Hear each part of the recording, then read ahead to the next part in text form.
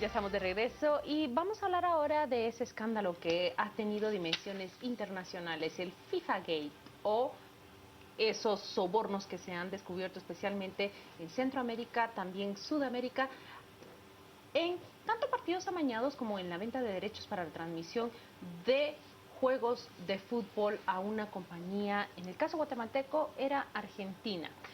Yo quiero sacar a colación las operaciones y las acciones que ha tenido la Contraloría General de Cuentas de la Nación directamente en Guatemala a raíz de este hecho. ¿Se han dado cuenta ustedes que se presentaron a la Federación de Fútbol Nacional a solicitar la información para practicar auditorías? El público debe entender que la FEDEFUT trabaja con dinero, con parte del dinero que sale del erario nacional, pero que las autoridades todas han rechazado el acceso a esa información. Bien, la respuesta de la Contraloría fue plantear una demanda penal ante el Ministerio Público, y ahí están todos incluidos, tanto los señores que ustedes ven allí, que ya están pedidos por la justicia estadounidense, Héctor Trujillo, que estaba a la derecha, ya está en una prisión en suelo norteamericano, Brian Jiménez, que permanece prófugo y que según el embajador de Estados Unidos aparecerá hoy o mañana, pero no sabemos. Bueno, dijo hoy o mañana, hace 8 días, y no hay modo que aparezca. No sabemos cuándo era hoy y cuándo era mañana, depende del día en que se diga. Lo que quiero decir es, esta denuncia de la Contraloría abarca completamente a todos, y la Federación Nacional de Fútbol se encuentra a las puertas de una asamblea general en la cual habrán de elegir nuevos representantes, pero bajo las mismas reglas. Pareciera que es una situación micro de lo que ha vivido el sistema político a nivel nacional, ¿no les parece? Yo quiero agarrar aquí la palabra, y no para referirme a la FEDEFUT, pero sí es la FEDEFUT, en mi concesión, y voy a adelantar mi artículo del martes, lo que evidencia es la única institución que no hemos dinamitado y se nos ha pasado por el tema de la corrupción, que es la Contraloría.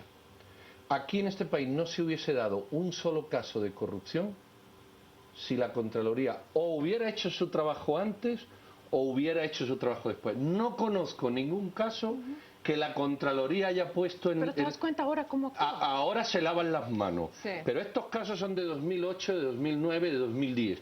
Y ahí hubo contralores, que no sé si el que hay ahora, incluso, porque está repitiendo, ¿verdad? O la anterior, la que fuera. Y si hay algo que sí, honestamente, y yo sabéis que esas palabras las empleo pocas veces, debe de investigar en este país, se llama Contraloría General de Cuentas. Porque además la Contraloría como órgano tiene delegados en casi todas las instituciones que están cooptados, y lo que voy a decir lo digo por dos casos que estoy dándole vuelta. O hacen negocios con funcionarios públicos emitiendo informes a favor o en contra, que como son informes jurídicos que se sustentan en el aire, es decir, lo mismo se pone blanco que se pone negro, te paraliza cualquier cuestión. Sí. Creo que como ciudadanos no nos hemos equivocado en los blancos, ejecutivo, legislativo, no. Pero hay un blanco que hemos absolutamente olvidado, y creo que es la guinda del pastel, el capo di tutti capi, el jefe de todas las mafias y lo corrupto de este país, como institución, se llama Contraloría General de Cuentas. Y ahora voy a poner una denuncia, y la pregunta, ¿y qué hiciste en 2008, y 2009, y 2010, y 2011, y 2012, claro, que era cuando estaba esto?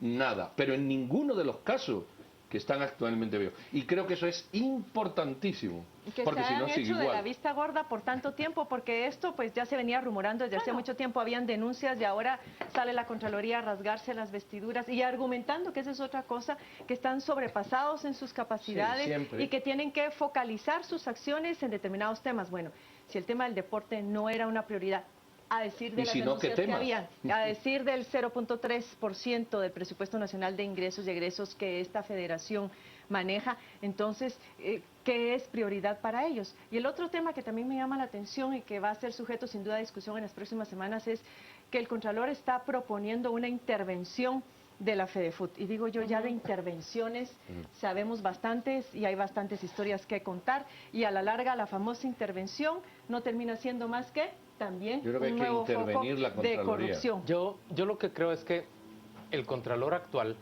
llegó al cargo de Contralor sin percatarse y sin haber medido apropiadamente cuál era el clima político, el entorno en el que él se estaba desenvolviendo. Su gestión previa, Por estar tratando de subirse la a la- anterior, fue una gestión Pobre. absolutamente, digamos, en Complaciente. complicidad o complaciente con el sistema político corrupto. Pero ahora está De eso tratando no de nos jugar cabe otro rol. la menor duda. Me parece a mí que recién llegado se da cuenta que se viene esta especie de tormenta o de torbellino en que se De Que si no se corrupción. sube también se va. Así es. en que se sumen los ciudadanos y el sistema de justicia, y él necesita sumarse, pero hay una cosa que yo creo que no se puede ignorar. Es que en realidad sus funciones legales, la competencia que tiene en términos generales, no le permite hacer mucho de lo que nosotros querríamos que él haga, pero sí le permitiría denunciarlo públicamente Sí. y conducir un proyecto De investigación. verbal, de denuncia, claro. de Y no esperar hasta que la cosa exigencia y de explote. reclamo. Lo que ha hecho ahora con la FEDEFUT, denunciar a todos los directivos ante el Ministerio Público, me parece a mí el tipo de acciones que debió haber hecho Desde durante hace los rato. meses y años. Pero ¿dónde de está años. hoy doña Nora Segura?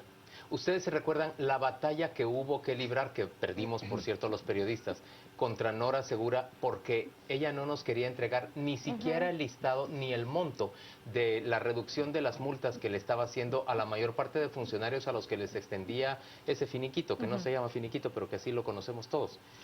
Pues como La es se- lógico, en ese tipo de la señora- funcionarios generalmente La señora guardaba simplemente bajan silencio. perfil y ya La no señora vuelves a saber. guardaba silencio y además era insolente para responder respecto a ese tema, que ella no tenía por qué dar a conocer esa clase de cosas. A mí me parece que ¿Quién la auditaba a ha ella? llegado un momento distinto y que la Contraloría sí tiene razón, Pedro. Tiene que sufrir Tiene que una sufrir. transformación completa para que funcione Y verdaderamente. hay otro tema que creo que hay que también rescatar para este tipo de discusiones, que ya se vio con la SAT también y ahora se plantea la misma cuestión, es el tema de la autonomía institucional. Es decir, también no en aras de la autonomía vamos a permitir que haya ese tipo de secretividad y estas personas puedan manejar a su sabor y antojo los fondos públicos sin rendirle Sí. cuentas Mira, absolutamente a nadie.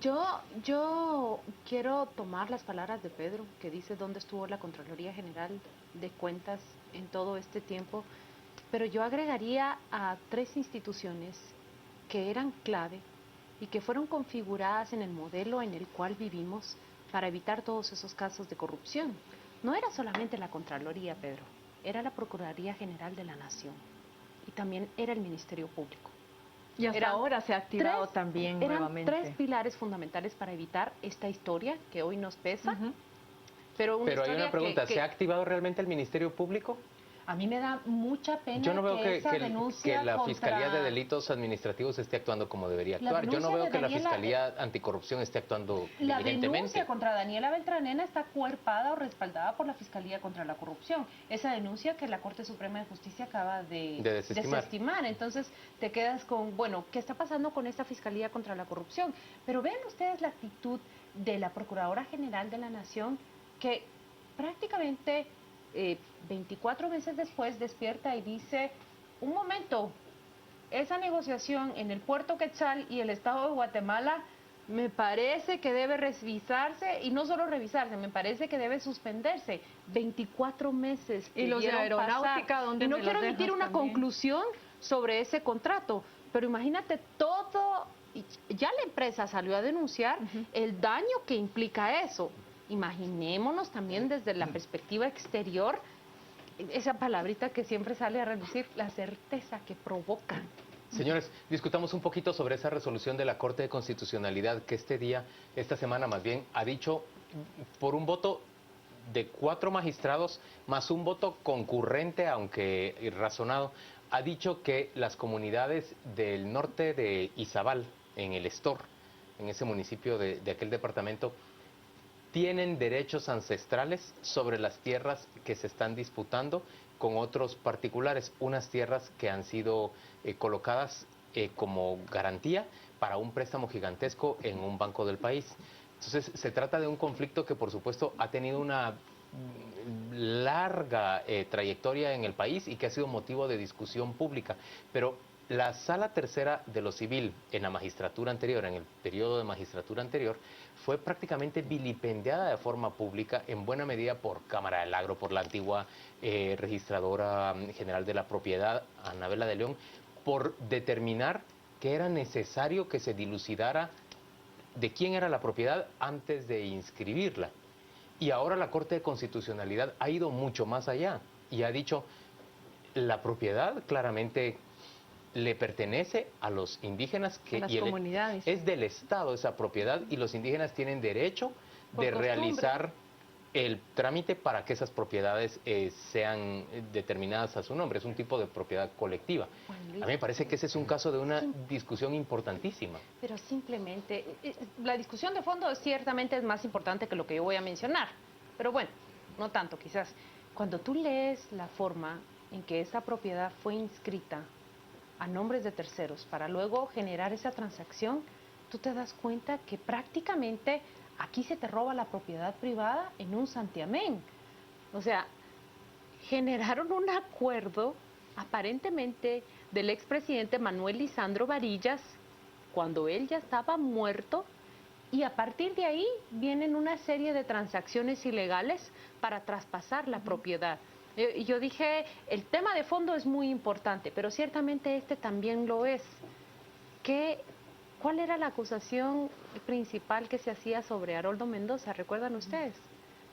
Justamente arrebatar estas propiedades para hacerse de tierras que pertenecen a otras personas, y muchos de ellos comunidades indígenas, y luego transarlas. Y así como este caso, hay muchísimos casos. De hecho, muchos conflictos históricos que persisten todavía en el país se deben a ese tipo de casos. No hay duda, este ha tenido muchas irregularidades, pero yo sí creo que marca digamos, un giro en la historia esta decisión de la Corte de Constitucionalidad, porque es el tipo de casos en los cuales las comunidades generalmente estaban desprotegidas ante la ley, porque debemos de reconocer que las autoridades de justicia, las cortes y demás han estado pues en poder de muchos de estos poderes económicos, sean tradicionales o no, y son quienes al final definen cuál va a ser el resultado de los procesos. Yo creo que la Corte de Constitucionalidad hizo un análisis a profundidad de todas estas irregularidades que aun cuando tú como simple lector del caso